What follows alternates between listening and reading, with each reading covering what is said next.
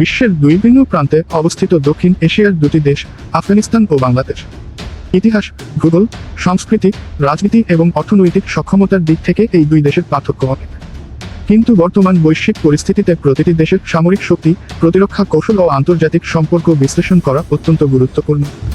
আজকের আলোচনায় আমরা আফগানিস্তান ও বাংলাদেশের সামরিক শক্তির বিস্তারিত তুলনা করব এবং তাদের অর্থনৈতিক, কূটনৈতিক ও ভূ রাজনৈতিক অবস্থান নিয়েও বিশ্লেষণ করব। ভূ রাজনৈতিক ও অর্থনৈতিক প্রেক্ষাপট। আফগানিস্তান একটি স্থলবেষ্টিত দেশ, যার চারপাশে ইরান, পাকিস্তান, তুর্কমেনিস্তান, উজবেকিস্তান এবং তাজিকিস্তান রয়েছে। দেশটি দীর্ঘদিন ধরে যুদ্ধ, গৃহযুদ্ধ ও বিদেশি হস্তক্ষেপে জর্জরিত। 2001 সালে যুক্তরাষ্ট্র নেতৃত্বাধীন অভিযানে তালেবান সরকার পতনের পর একটি পশ্চিমা সমর্থিত সরকার গঠিত হয়। তবে 2021 সালে যুক্তরাষ্ট্রের বাহিনী প্রত্যাহার করার পর তালেবান পুনরায় ক্ষমতা গ্রহণ করে। বর্তমানে আফগানিস্তান তালেবান শাসিত এবং আন্তর্জাতিকভাবে বেশিরভাগ দেশই এই সরকারকে আনুষ্ঠানিক স্বীকৃতি দেয়নি। দেশটির অর্থনীতি মূলত কৃষি নির্ভর, যার বড় অংশই আফিম উৎপাদনের ওপর নির্ভরশীল। আন্তর্জাতিক সাহায্য ছাড়া দেশটি কার্যকরভাবে টিকে থাকতে পারে না। বর্তমানে আফগানিস্তানের মোট জিডিপি প্রায় 14 বিলিয়ন মার্কিন ডলার এবং মাথাপিছু আয় মাত্র $350 কাছাকাছি। বাংলাদেশ দক্ষিণ এশিয়ার একটি দ্রুত বর্ধনশীল অর্থনৈতিক দেশ, যার তিন দিকে ভারত এবং দক্ষিণ দিকে বঙ্গোপসাগর অবস্থিত। স্বাধীনতার পর নানা রাজনৈতিক চ্যালেঞ্জ মোকাবিলা করলেও বর্তমানে বাংলাদেশ একটি স্থিতিশীল ও ক্রমবর্ধমান অর্থনীতির দেশ। তৈরি পোশাক শিল্প, কৃষি, প্রবাসী আয়ের উপর নির্ভর করে বাংলাদেশ আজ বিশ্বের অন্যতম সম্ভাবনাময় উন্নয়নশীল রাষ্ট্রে পরিণত হয়েছে।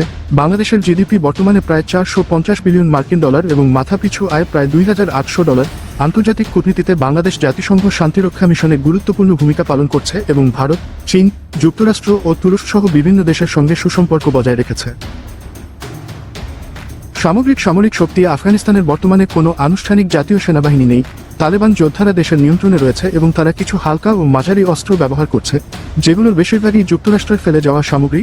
তবে তারা পেশাদার, সংগঠিত বা আধুনিক প্রশিক্ষণপ্রাপ্ত বাহিনী নয়। বিমান ও নৌবাহিনীর কোনো কার্যকর অস্তিত্ব নেই। তাদের সামরিক সক্ষমতা সীমিত এবং প্রযুক্তিগত সুবিধা প্রায় অনুপস্থিত। অপরদিকে বাংলাদেশ একটি সংগঠিত, পেশাদার ও আধুনিক সামরিক বাহিনী গড়ে তুলেছে। সেনাবাহিনী, বিমান বাহিনী ও নৌবাহিনীর এই তিন শাখা মিলিয়ে প্রায় 2 লাখ সক্রিয় সদস্য রয়েছে। বাংলাদেশের প্রতিরক্ষা কাঠামো ফোর্সেস গোল 2030 নামক দীর্ঘমেয়াদী পরিকল্পনার মাধ্যমে দ্রুত আধুনিকায়নের পথে এগোচ্ছে। সেনাবাহিনী। আফগানিস্তানের তালেবান যোদ্ধারাই মূলত স্থলবাহিনী হিসেবে কাজ করে, তবে তাদের কোনো প্রশিক্ষণপ্রাপ্ত অফিসার, সংগঠিত ব্যাটালিয়ন বা আধুনিক সামরিক কাঠামো নেই। তাদের যুদ্ধ কৌশল এখনও গেরিলা ও স্থানীয় অপারেশনের মধ্যেই সীমাবদ্ধ। বাংলাদেশ সেনাবাহিনী একটি অত্যন্ত কার্যকর ও সুসংগঠিত বাহিনী। এদের হাতে রয়েছে প্রধান যুদ্ধ ট্যাঙ্ক, টাইপ 59, MBT 2000 সাজোয়াজান, APC, IFP artillery unit, Nora B-52, MRL helicopter, MI 171, Bell 206। Bangladesh সেনাবাহিনী জাতিসংঘ শান্তিরক্ষা মিশনের সফলতার সঙ্গে কাজ করে আসছে। বিমান বাহিনী। আফগানিস্তানের কার্যকর বিমান বাহিনী নেই। পূর্বের সরকারের অধীনে কিছু বিমান ও হেলিকপ্টার ছিল, কিন্তু বর্তমানে সেগুলো পরিচালনা করার মতো প্রশিক্ষণপ্রাপ্ত পাইলট বা টেকনিশিয়ান নেই, ফলে বাহিনী প্রায় নিষ্ক্রিয়। বাংলাদেশ বিমান বাহিনীতে রয়েছে ফাইটার জেট F-7BGI, MiG-29U, পরিবহন বিমান C-130J Hercules, Antonov, helicopter MI 171 SH, AW139, আকাশ প্রতিরক্ষা ব্যবস্থা এবং সি সিস্টেম প্রক্রিয়াতে। ফোর্সেস গোল 2030 অনুসারে বাংলাদেশ নতুন মাল্টিরোল ফাইটার জেট কিনতে যাচ্ছে, যার মধ্যে ইউরোপীয় এবং চীনা জেট অন্তর্ভুক্ত থাকতে পারে। নৌবাহিনীর। আফগানিস্তানের কোনো সমুদ্রসীমা না থাকায় তাদের নৌবাহিনীর নেই। বাংলাদেশ নৌবাহিনীর দক্ষিণ এশিয়ার একটি গুরুত্বপূর্ণ সামুদ্রিক শক্তি হিসেবে দ্রুত উন্নতি করছে। বর্তমান বহরে রয়েছে সাবমেরিন 2টি, টাইপ 035টি, চীন থেকে আনা frigate, BNS Bangabandhu, BNS Abu Bakar, corvette, missile boat, patrol boat, maritime patrol aircraft. Bangladesh নৌবাহিনীর বঙ্গোপসাগরে আধিপত্য প্রতিষ্ঠার পাশাপাশি জাতিসংঘ ও আঞ্চলিক মিশনেও অংশগ্রহণ করছে। সামরিক জোট ও কূটনৈতিক সম্পর্ক। আফগানিস্তানের তালেবান সরকার এখনও আন্তর্জাতিকভাবে স্বীকৃত নয়, ফলে তারা কোনো সামরিক জোট বা প্রতিরক্ষা চুক্তির অংশ নয়।